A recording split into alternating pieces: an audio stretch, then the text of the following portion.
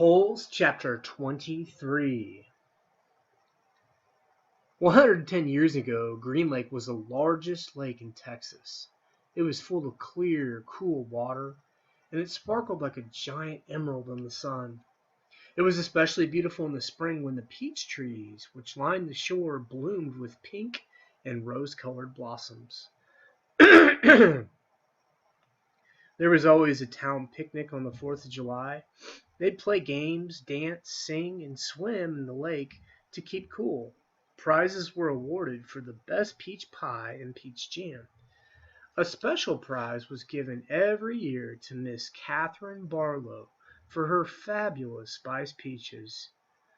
No one else even tried to make spiced peaches because they knew that none could be as delicious as hers. Every summer, Miss Catherine would pick bushels of peaches and preserve them in jars with cinnamon, cloves, nutmeg, and other spices which she kept secret. The jarred peaches would last all winter. They probably would have lasted a lot longer than that, but they were always eaten by the end of winter.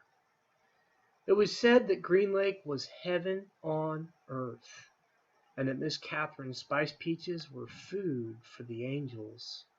Catherine Barlow was the town's only school teacher.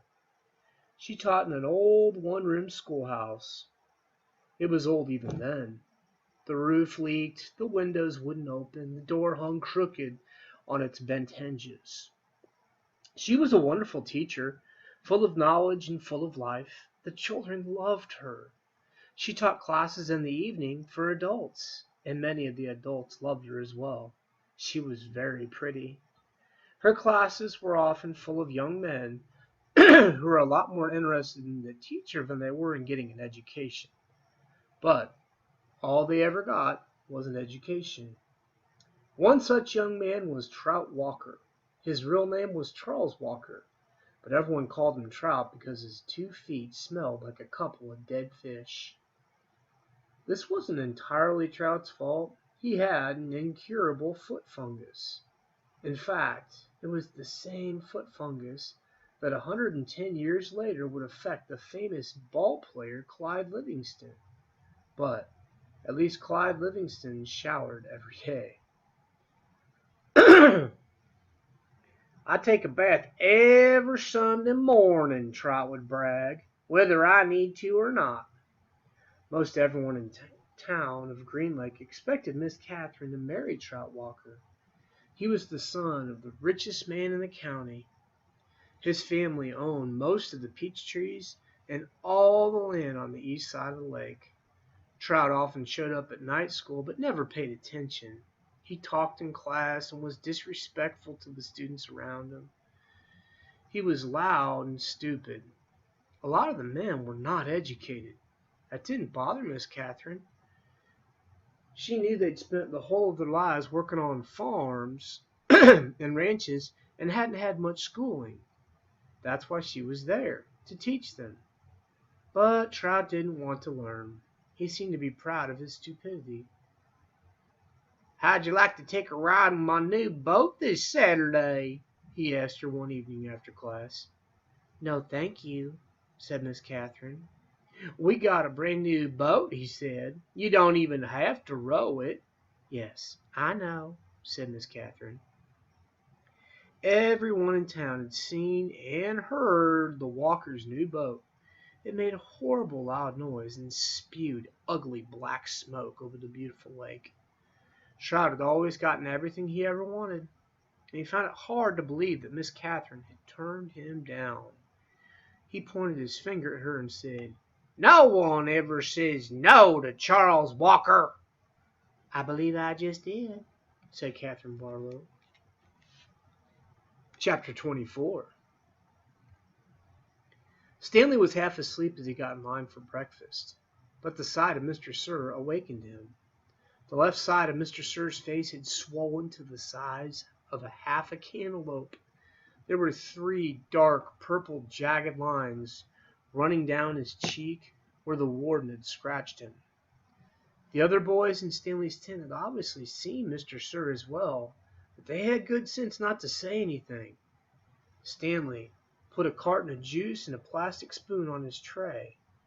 He kept his eyes down and hardly breathed as Mr. Sir ladled some oatmeal-like stuff into his bowl. He brought his tray to the table. Behind him, a boy from one of the other tents said, "Hey, what happened to your face?" There was a crash. Stanley turned to see Mr. Sir holding the boy's head against the oatmeal pot. "Is there something wrong with my face?" The boy tried to speak, but he couldn't. Mr. Sir had him by the throat. "Does anyone else see something wrong with my face?" asked Mr. Sir as he continued to choke the boy. Nobody said anything. Mr. Sir let the boy go. His head banged against the table as he fell to the ground. Mr. Sir stood over him and asked, "How's my face look to you now?" A gurgling sound came from the boy's mouth. Then he managed to gasp the word, "Fine." "I'm kind of handsome, don't you think?" "Yes, Mr. Sir." Out on the lake, the other boys asked Stanley if he knew about Mr. Sir's face, but he just shrugged and dug his hole. If he didn't talk about it, maybe it would go away. He worked as hard and as fast as he could, not trying to pace himself. He just wanted to get off the lake, away from Mr. Sir as soon as possible. Besides, he knew he'd get a break. "Whenever you're ready, just let me know," Zero had said. The first time the water truck came, it was driven by Mr. Pendanski. The second time, Mr. Sir was driving. No one said anything except, "Thank you, Mr. Sir," as he filled each canteen. No one even dared to look at his grotesque face. As Stanley waited, he ran his tongue over the roof of his mouth and inside his cheeks. His mouth was dry as a parched lake. The bright sun reflected off the side of the mirror of the truck, and Stanley had to shield his eyes with his hand. "Thank you, Mr. Sir," said Magnet, as he took his canteen from him. "You thirsty, caveman?" Mr. Sir asked. "Yes, Mr. Sir," Stanley said, handing his canteen to him. Mr. Sir opened the nozzle, and the water flowed out of the tank, but did not go into Stanley's canteen. Instead, he held the canteen there right next to the stream of water. Stanley watched the water splatter on the dirt, where it was quickly absorbed by the thirsty ground. Mr. Sir let the water run for about 30 seconds, and then stopped. "You want more?" he asked. Stanley didn't say anything. Mr. Sir turned the water back on, and Stanley watched more of it pour onto the dirt. "There, that should be plenty." He handed Stanley his empty canteen.